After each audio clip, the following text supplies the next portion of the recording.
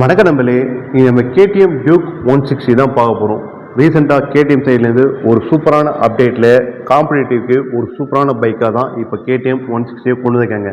சரி, இந்த பைக்கோட ஃபியூச்சர்ஸ் என்ன, இந்த பைக்கு என்னென்ன பைக் போட்டியாக இருக்குது, வண்டியோட விலை என்ன, எல்லாமே கம்ப்ளீட்டாக இந்த வீடியோ நம்ம பார்க்கலாம். அதுக்கு முன்னாடி நமக்கு இந்த பைக்கை ப்ரொமோட் பண்ணது நம்ம வேலூர் கலெக்டர் ஆஃபீஸ் நியர்பை இருக்க கேடிஎம்மோட ஆத்தரைஸ் டீலரான சண்முகம் மோட்டார்ஸ் ஷோரூமோட கான்டாக்ட் நம்பர் டிஸ்பிளேல மென்ஷன் பண்ணுறேன். ஃபஸ்ட் டைமாக நம்ம சேனல் பாருங்கள், லைக் பண்ணுங்கள், ஷேர் பண்ணுங்கள். வீடியோக்குள்ளே போத்து முன்னாடி கேடிஎம் டியூக் 160 இந்த பைக்கோட ஒரு சினிமேட்டிக் போகலாம் வாங்க.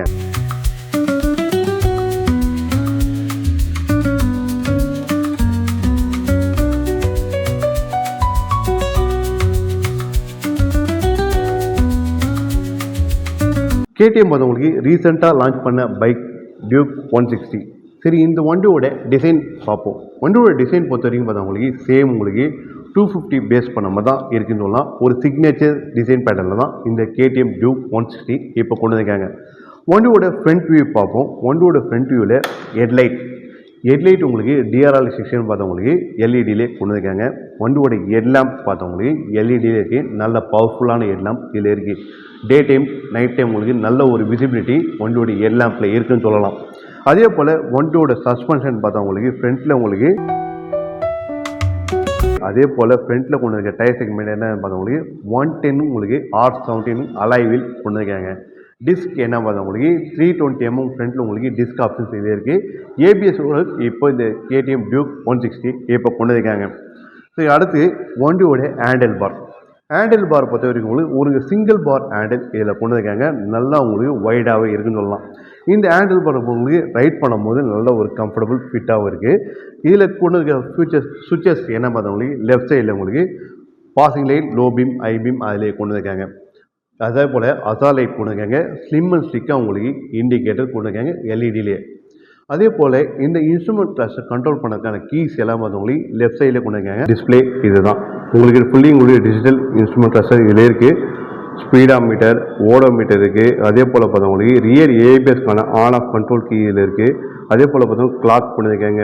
இப்போ சைட் ஸ்டாண்டுக்கான இண்டிகேட்டர் பார்த்தவங்களுக்கு நல்ல ஒரு ப்ராடாக கொண்டு இருக்காங்க. பட் இந்த இன்ஸ்ட்ருமெண்ட் கிளஸ்டர் உங்களுக்கு ஒரு கலர்ஃபுல்லான ஒரு இன்ஸ்ட்ருமெண்ட் கிளஸ்டராக கொண்டு வந்தால் சூப்பராக இருந்திருக்கும்.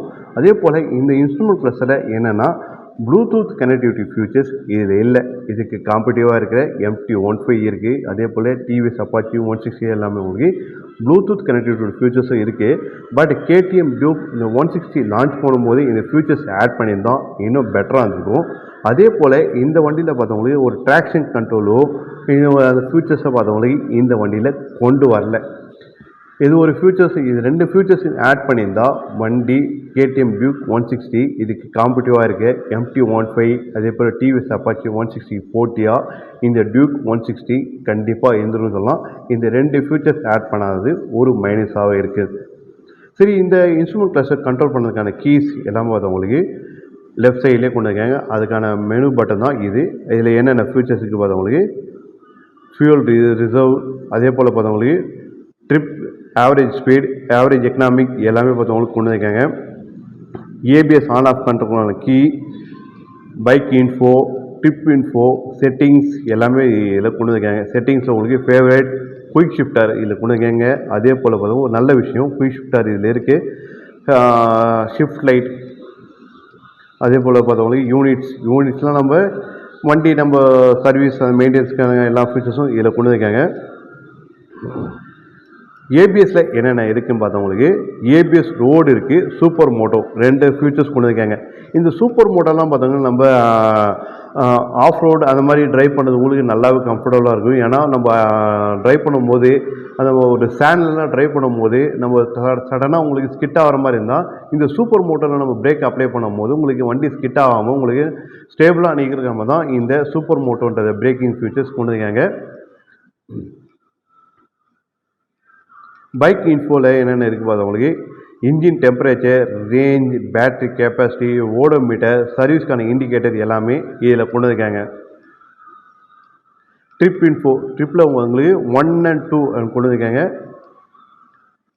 இதுதாங்க கேடிஎம் டியூக் 160 கொண்டு இருக்க இந்த டிஜிட்டல் இன்ஸ்ட்ருமெண்ட் கிளஸ்டரில் என்னென்ன ஃபியூச்சர்ஸ் இருக்குதுன்னு நம்ம கம்ப்ளீட்டாக பார்த்துருவோம்.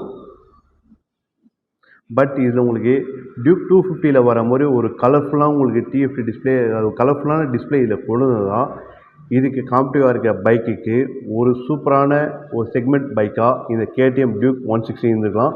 ஆர்என் சிக்னேச்சர் சேம் ஆர்என் தான் இதில் இருக்குது.